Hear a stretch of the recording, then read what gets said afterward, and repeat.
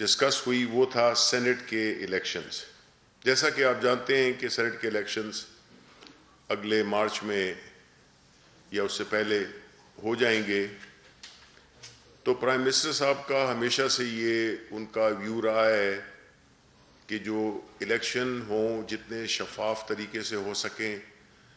جتنے کریڈیبل ہوں. اس کے لیے ہم نے پہلے بھی الیکٹورل ریفارمز میں کچھ سجیشنز پیش کی تھیں، اور سینٹ کا الیکشن جیسا کہ آپ جانتے ہیں کہ ہمیشہ کنٹروورسیز کا شکار ہوتا ہے، اور اس میں ہمیشہ ہارس ٹریڈنگ کی الزامات بھی لگتے ہیں. اور یہ ایک ایسی ایک پرانی ایک روش ہے جس پہ کہ ہمیشہ سینٹ میں یہ اب بات تقریباً طے ہو جاتی ہے کہ اس میں خرید و فروخت ہوئی ہوگی. آپ کو یاد ہوگا کہ پرائم منسٹر عمران خان نے اپنی ہی پارٹی کے سٹنگ ایم پی ایز کو پارٹی سے نکال دیا تھا 20، کیونکہ جو ہمارا سٹینڈ ہے جہاں تک کہ الیکشنز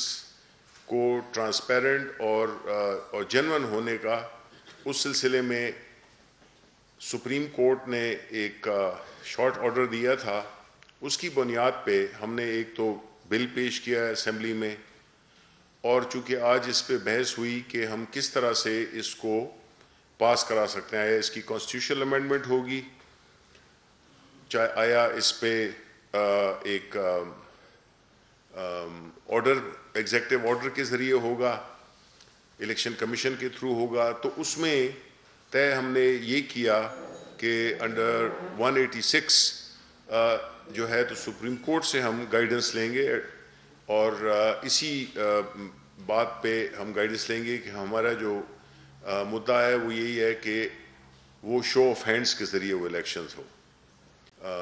آرڈر ایگزیکٹو آرڈر کے ذریعے ہوگا، الیکشن کمیشن کے تھرو ہوگا. تو اس میں طے ہم نے یہ کیا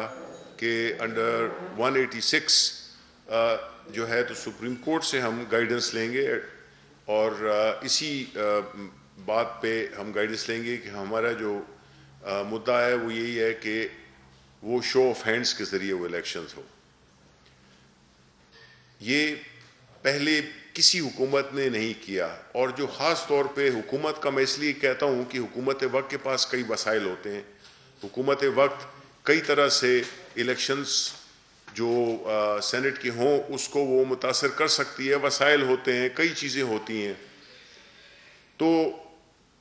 کوئی حکومت اس قسم کی چیزیں نہیں کرتی ہے جو کہ ہم کر رہے ہیں، کیونکہ ہم چاہتے ہیں کہ جو سینٹ کا الیکشن ہو ایک ایوان بالا ہے،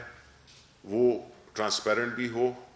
اور کریڈیبل بھی ہو، اور اس میں وہی لوگ آئیں جو کہ مختلف پارٹیوں سے تعلق رکھتے ہوں. تو یہ انشاءاللہ ہم یہی امید کرتے ہیں کہ سینٹ کے الیکشن سے کافی پہلے اس پہ ہمیں گائیڈنس مل جائے گی سپریم کورٹ سے. اگر اسمبلی کا اجلاس ہوا اس میں ہم اس کو پاس کرانے کی کوشش کریں گے، کیونکہ یہ سب پارٹیوں کے مفاد میں ہے کہ جن کو وہ ٹکٹ دیتے ہیں ان کے وہ والے لوگ کامیاب ہوں اپنی اسٹرینتھ کے مطابق. تیسری چیز جو تھی جو کہ بڑی اہم ہے وہ تھی این ایف سی ایوارڈ کے تناظر میں ایک بات ہوئی جس میں کہ ایک پریزنٹیشن دی گئی فائنانس منسٹری کی طرف سے کہ وہ پیسے جو کہ آپ کو پتہ ہے کہ جو فارمولا ہے وہ کن بنیادوں پہ ہوتا ہے، پاپولیشن بنیاد پہ ہوتا ہے زیادہ، جو مین اس کا جو اماؤنٹ ہوتا ہے، پھر مختلف صوبوں کو اس میں آبادی کے تناسب سے ان کو پیسے دیے جاتے ہیں. پنجاب، سندھ، بلوچستان، خیبر پختونخوا، ان کا اپنا اپنا ایک حصہ ہے جو کہ ان کو ملتا ہے. اس میں یہ بھی بات ہوئی، مختلف کیبنٹ ممبرز نے، پرائم منسٹر صاحب نے اس پہ بحث کی، اور اس کی جو میرٹس اور ڈی میرٹس ہیں اس کو بھی ڈسکس کیا گیا. اس میں یہ بات سامنے آئی کہ جو پیسے वफाक देता है सूबों को, वो और जो फंड्स या जो रेवेन्यू जनरेट करता है सूबा, उसमें कोई एक बुनियादी सुकम है जिसकी वजह से जो प्रोविंशियल हुकूमतें होती हैं उनके पास कोई ऐसा इंसेंटिव या ऐसी मजबूरी नहीं है कि वो अपनी कोशिशें करें और अपने रेवेन्यूज़ को बढ़ा सकें, क्योंकि उनको पता है कि इतने पैसे तो हमें मिल जाने हैं। तो उनके पास कोई वो नहीं रहता, एक मोटिवेशन नहीं रहती कि वो अपने रेवेन्यूज़ को लोकली भी, अपने सूबे की सतह पे भी, स्पेशली जब कि मेजॉरिटी के जो शोबे हैं वो सूबों को दिए जा चुके हैं। उससे होता क्या है कि अगर आप देखें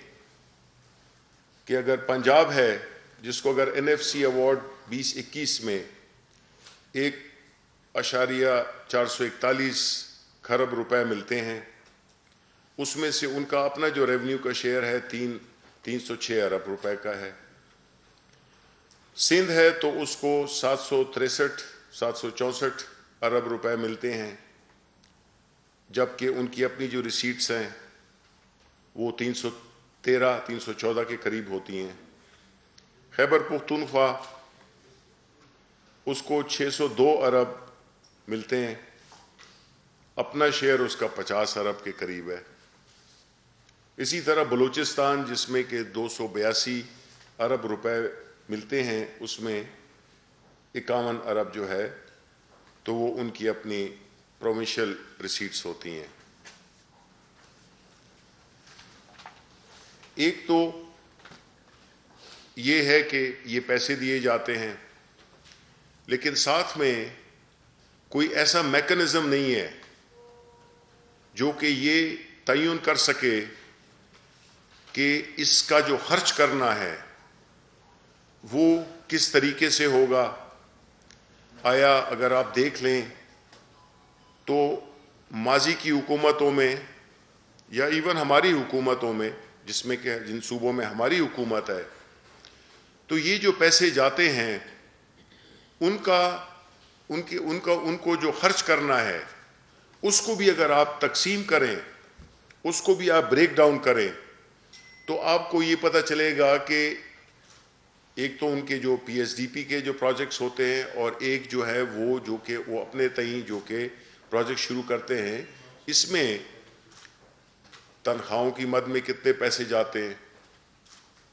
आसाइशों में कितने पैसे जाते हैं, गाड़ियां खरीद ली, ये कर लिया, वो कर लिया। तो एक मैकेनिज्म होना चाहिए, क्योंकि 18वीं तरमीम के बाद ऐसे इश्यूज कुछ सामने आए हैं जिसको कि हल करना बहुत ज़रूरी है। क्योंकि जब तक सूबाई हुकूमतों भी ये एक डिसिप्लिन की, ट्रांसपेरेंसी की, उनको अखराज उनको उन खर्चों का एक मैकेनिज्म हो जो कि ट्रांसपेरेंट भी हो, जिसकी कि कोई अकाउंटेबिलिटी भी हो। क्योंकि हम ये भी समझते हैं कि जैसे एक सूबे को अगर आप ले लें बगैर उसका नाम न लिए हुए, तो अगर अरबों खरबों रुपए उनको मिलते हैं तो वो नज़र नहीं आते कि वो कहाँ पे लगे हैं। आया वो तरक्याती, वो साफ़ पीने के लिए पानी, हेल्थ पे, एजुकेशन पे और इस किस्म की चीज़ें जो कि क्वालिटी ऑफ लाइफ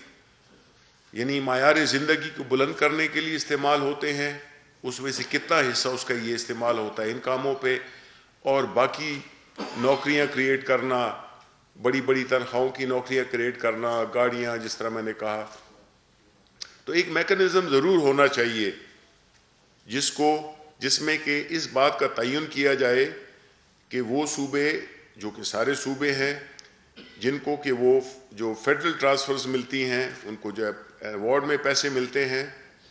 उसका जो खर्चा है वो कहाँ पे हुआ है। ये एक बहुत अहम चीज़ है, इसलिए कि जब ख़ास तौर पे हमारे रिसोर्सेज इतने कम हों और फिर वो अगर सूबाई हुकूमतें ज़िम्मेदार हैं उसकी,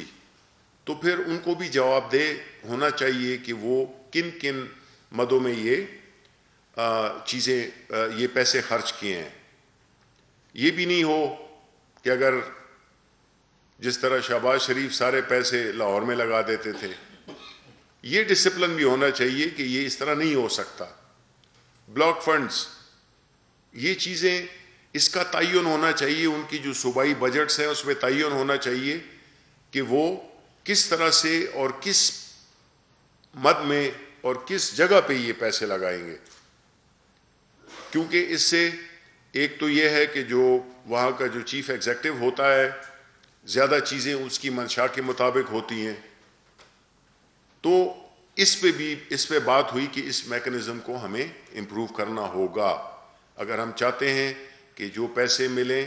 وہ صحیح جگہ پہ صحیح لوگوں پہ خرچ ہوں، تو اس کے لیے ایک میکنزم ڈیولپ کرنا ہوگا، کیونکہ اس کے بغیر یہ نہیں ہو سکتا. اور اس میں یہ بھی سجیشن آئی کہ صوبوں کے جو جس طرح یہ فارمولا آپ کو میں نے بتایا کہ آپ کو پتہ ہے کہ یہ پاپولیشن بیسڈ ہوتا ہے، غربت کے، اور اس کے 3-4 پیرامیٹرز ہیں جن کی بنیاد پہ وہ تعین کیا گیا کہ کس صوبے کو کتنا پیسہ ملنا ہے. تو اس میں یہ بھی طے کیا جائے کہ کیا وہ میکنزم ہے جس میں کہ صوبوں کو اپنا بھی اس سے ایک تعلق جوڑا جائے کہ انہوں نے اپنے تئیں کتنے پیسے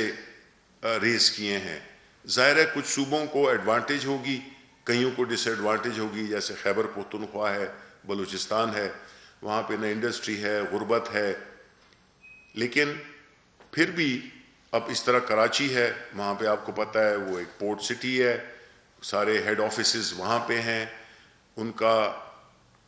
ریونیو زیادہ ہوگا بنسبت کے پی کے یا بلوچستان کے. تو یہ موٹی موٹی چیزیں ہیں جس کو کہ ہم نے دیکھنا ہے، جس میں کہ حکومت ماضی میں اس پہ ان چیزوں پہ بحث نہیں ہوتی تھی، نہ ان چیزوں پہ سوچا جاتا تھا. بیکاز دیکھیں جب پالیسی آتی ہے تو اس کا پھر امپیکٹ بھی دیکھنا چاہیے کہ آیا یہ جو 18ویں ترمیم ہوئی ہے اس میں کیا کیا سکم رہ گئے ہیں. میں یہ بات نہیں کر رہا کہ 18ویں ترمیم کو ختم کریں. صوبائی خود مختاری اور جو بھی چیزیں انشرائنڈ ہیں 18ویں ترمیم میں، اس میں یہ دیکھنا چاہیے کہ کن کن چیزوں